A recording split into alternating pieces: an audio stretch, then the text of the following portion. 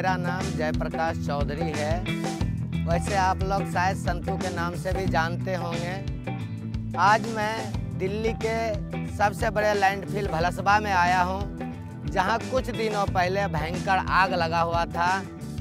मैं एक good news लेकर आया हूँ। भारत सरकार 1 जुलाई 2022 को सिंगल यूज प्लास्टिक बैन कर दिया है। सिंगल यूज प्लास्टिक वो प्लास्टिक जो सिर्फ एक बार इस्तेमाल किया जाता है, उसके बाद फेंक दिया जाता है। चलिए देखते हैं कौन कौन सी प्लास्टिक है। जैसे ये पन्नी जो 75 माइक्रोन से कम है, ये तो पहले ही बैन हो चुका है। और अभी अभी ईयरबड और बैलून की साथ की स्टिक, टॉफ़ी की स्टिक, प्लास्टिक प्लेट, ग्लास, चम्मच, कांटा, चाकू, डेकोरेशन के लिए थर्माकोल और ये मिठाई के डब्बों के ऊपर जो फिल्म पैकेजिंग है, जो दिखने में सुंदर लगता है, लेकिन इसे भी बैन कर दिया गया है। ये बहुत अच्छी बात है और हम सभी को इसे सपोर्ट करना चाहिए, क्योंकि प्लास्टिक जो है बैन हुआ है। प्लास्टिक सबसे खतरनाक है। क्या पता इस मिठाई में भी प्लास्टिक हो सकता है। कैसे, मैं बताता हूँ। लोग बोलते हैं कि वो प्लास्टिक 50 साल में, वो प्लास्टिक 120 साल में ख़त्म हो जाता है, मिट्टी में मिल जाता है और ख़त्म हो जाता है। लेकिन नहीं, असलियत जो सच्चाई है वो ये है कि ये जो प्लास्टिक है, ये छोटे छोटे प्लास्टिक बन के और माइक्रो प्लास्टिक बन जाता है। और कभी कभी जो है इस प्लास्टिक को छोटा छोटा, इतना बड़ा छोटा हो जाता है कि हमारे आँखों से नहीं दिखता है। 4 माइक्रोन बिल्कुल छोटा छोटा होता है, जो हमारे आंखों से ओझल हो जाता है, वो नहीं दिखता है। और वो प्लास्टिक जल, जमीन और हवा के द्वारा हमारे खून तक पहुंच गया है। प्लास्टिक इसलिए खतरनाक है क्योंकि इसमें जहरीली केमिकल होता है, जिसके कारण सिर्फ इंसान को नहीं, जितने भी जीव धरती पे हैं उन सभी को नुकसान पहुंचा रहा है। जैसे कि कैंसर, बांझपन और ब्रेन की बीमारी होती है। प्लास्टिक इंसानों ने बनाया है, यूज किया है और फेंका है, जबकि पता है कि प्लास्टिक सबसे खतरनाक चीज़ है। फिर भी ऐसे लगता है कि सारी दुनिया प्लास्टिक में पैक हो चुका है। नमस्कार जी, मेरा नाम है सद्दाम शेख। हम लोग यहाँ कबाड़ा काम करते हैं। आज से 32 साल हो गया मैं यहाँ नैनीताल में काम करते हुए। यहाँ सबसे ज़्यादा प्रॉब्लम आ रही है प्लास्टिक का। इस टाइम को प्लास्टिक बाहर से कस्टमर आते हैं, यहाँ हर जगह में जंगल झाड़ियों में मतलब फेंक के चले जाते हैं। अब उठाने वाले कौन होते हैं? हम लोग होते हैं। हम लोग जाके मतलब हर जगह से मतलब प्लास्टिक, मतलब बोतलें, दारू की बोतलें हम जाके उठा के लेके आते हैं जंगल झाड़ियों से। हम लोग नहीं भी नहीं तो लास्ट में वही कूड़ा मतलब वो तालाब, झील में चले जाते हैं। झील को मतलब बंद कर देते हैं। मतलब इन सारी चीज़ों के वजह से प्लास्टिक बैन अच्छा है, लेकिन हर गुड न्यूज़ किसी न किसी के लिए बैड न्यूज़ साबित हो सकता है। ये हमारे कूड़े वाले भाइयों के लिए प्लास्टिक बैन बैड न्यूज़ साबित हो सकता है। हमारे कूड़े वाले भाई का 6,000 से 12,000 रुपये प्रति मंथ कमाई होता है, जिसमें से लगभग 40% प्लास्टिक से कमाई होता है। लेकिन सिंगल यूज प्लास्टिक बंद होने से हमारे कूड़े वाले भाई का कोई ज़्यादा नुकसान नहीं है। वो कैसे? जो सिंगल यूज़ प्लास्टिक बंद हुई उससे हमें कोई फ़र्क नहीं पड़ा है अभी तक। हम सुबह 6 बजे से ही चले जाते हैं कचरा पन्नी बीनने के लिए। इंदौर का अधिक से अधिक ज़्यादा कचरा हमें उठाते हैं, कचरा पन्नी बीनने वाली महिला। जब भी इंदौर 5 बार भारत नंबर 1 पे आया है। और जो प्लास्टिक हम नहीं उठाते, कचरा पन्नी बीनने वाली महिला, जो ये आलू की चिप्स, कुरकुरे की पन्नियाँ, शैम्पू की पाउचों की वो पाउचे जो उठती नहीं है, वो इंदौर में फैल के कचरा होता है। उससे ज़्यादा गंदगी मालूम पड़ती है, क्योंकि हमारे किसी काम का है ही नहीं वो, तो हम भी नहीं उठाते।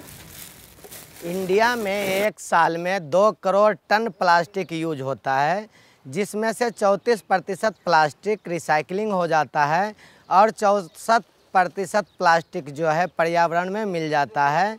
तो आगे भी और भी प्लास्टिक बैन होंगे और होने भी चाहिए, लेकिन हमारे कूड़े वाले भाई को नुकसान नहीं होना चाहिए और किसी को भी नुकसान नहीं होना चाहिए। मुझे सौभाग्य मिला था कई देश जाने का, वहाँ के यूनियन से मिलने का, बेस्ट स्पीकर से मिलने का, दिखते तो हम हर जगह हैं, लेकिन दुनिया के नज़र में और समाज के नज़र में हम अदृश्य हैं। तो हमारा मांग यह है कि प्लास्टिक बंद करो, मगर सबके लिए होना चाहिए इंसाफ। आगे बैन करो, मगर बैन को करो थोड़ा प्लान। नमस्कार मनोबरा जी, कैसे हैं? नमस्ते संतू भाई, नमस्ते। ठीक हैं। और सब कुशल मंगल? घर हाँ, परिवार में सब कुशल मंगल? सब कुशल मंगल है। अच्छा मनोबरा जी, एक चीज़ बताओ, जो ये प्लास्टिक के कचरे हैं जी, उसमें से आपका कितना कमाई हो जाता है? प्लास्टिक के कचरे से अच्छी कमाई हो जाती है। जैसे पकड़ लो, पानी की बोतल है, वो 30-35 रुपए किलो जाता है। और भी जो उससे भी महंगी प्लास्टिक है, जो शीशा बनता है प्लास्टिक पे, वो सीट के तरह है, खिड़कियों में लगते हैं, बसों में लगते हैं, गाड़ियों में लगते हैं, वो 80-90 रुपए किलो जाता है प्लास्टिक। लेकिन ये सब तो नहीं बंद हो गया प्लास्टिक। नहीं, ये जो देखो बंद जो सरकार किए हैं, जो सिंगल यूज प्लास्टिक हैं, यानी जैसे आइसक्रीम के कप हो गए, कांटे हो गए, चम्मच हो गए जी, या थर्माकोल हो गया, इस तरीके का जो भी जो हमने एक बार खरीदा, यूज किया और उसे फेंक दिया, उसे सिंगल यूज प्लास्टिक बोलते हैं। तो सरकार ने उसे बैन किया है। सरकार से हमारी ये मांग है कि आप प्लान करो, और प्लान में वेस्ट पिकर को शामिल करना बहुत ज़रूरी है। हमारे पास इसका भी सॉल्यूशन है। अंकल चाय दे देना। पहला है ईपीआर।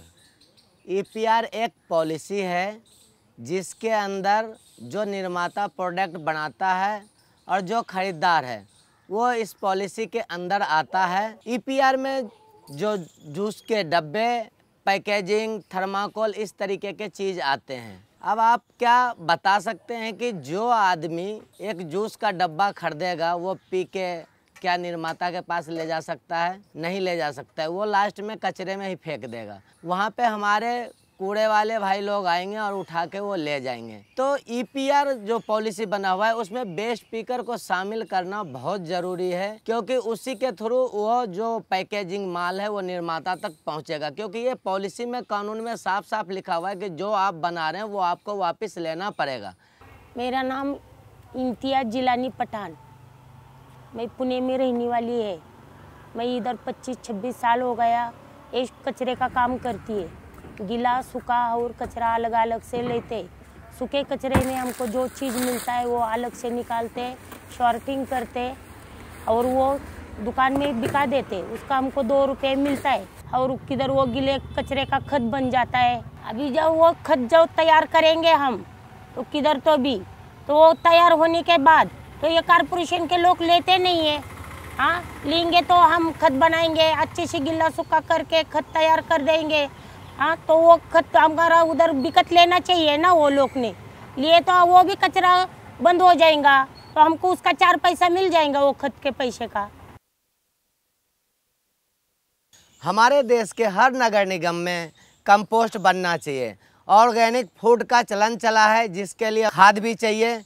तो हमारी सरकार से मांग है कि हमें जो है कंपोस्ट के लिए जगह थोड़ी सी दे दें, और जो खाद हम तैयार करें उसके लिए मार्केट दे दें, ताकि हम उस कूड़े को, जो कॉलोनी का कूड़ा है, घर का कूड़ा है, उसको हम कॉलोनी के अंदर ही ख़त्म कर दें। गीले कूड़े का हम खाद बना दें और सूखे कूड़े को रिसाइकलिंग तक पहुंचा दें, ताकि ना कुछ बचे और ना लैंडफिल तक जाए और ना आग लगने का जो है परेशानी खड़ा हो।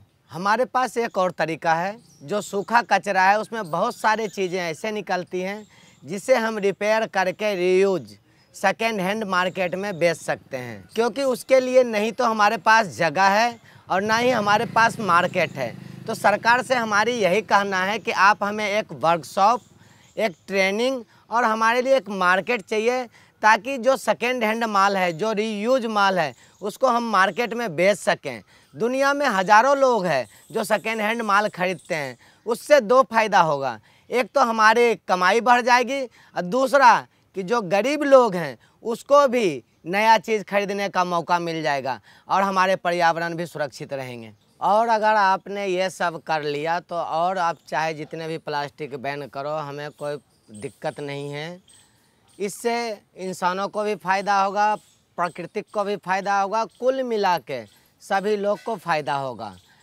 अगर प्लास्टिक मुक्त दुनिया देखना चाहते हैं, वेस्ट पिकर के बगैर प्लास्टिक मुक्त दुनिया नहीं हो सकता है, क्योंकि इसका एक्सपीरियंस, नॉलेज हम लोग को है कि इस कचरे को हम किस तरीके से छटाई कर सकते हैं, सेग्रीगेशन कर सकते हैं, रिसाइकलिंग के लिए भेज सकते हैं। इसलिए आप हमारा भी ख्याल रखें और आप जो प्राइवेट कंपनी के चक्कर में पड़े हैं मत पड़ो, क्योंकि नॉलेज हमें है और इस चीज़ का निपटारा हम ही कर सकते हैं।